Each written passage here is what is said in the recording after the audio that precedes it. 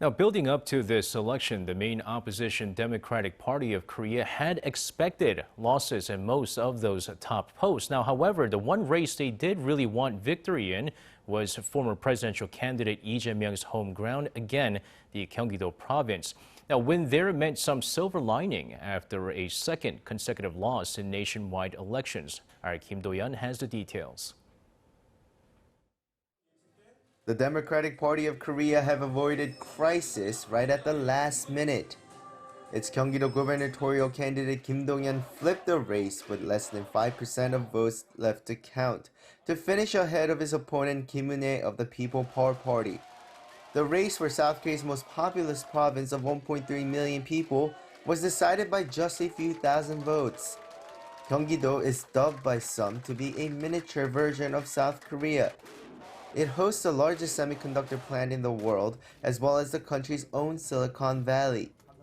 Upon accepting the win, Kim said, "I will focus on and devote everything to the financial situations and quality of life of Gyeonggi-do's citizens."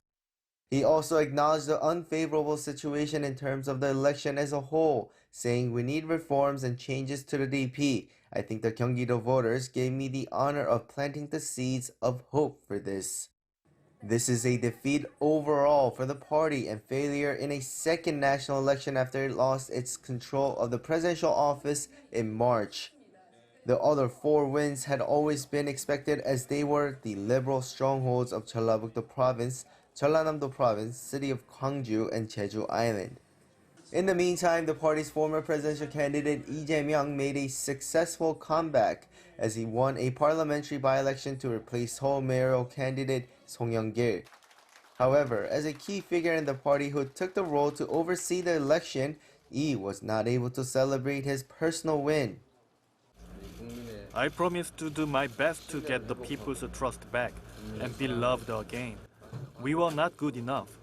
We'll reform and show a new side of us that meets people's expectations.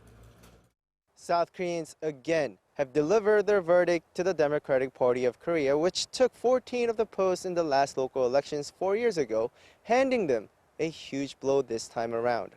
Will the DP be able to bounce back in general elections in 2 years' time? That we'll have to wait and see, as it will depend entirely on how the party recollects itself from post-election defeat. Kim Do-yeon, Arirang News.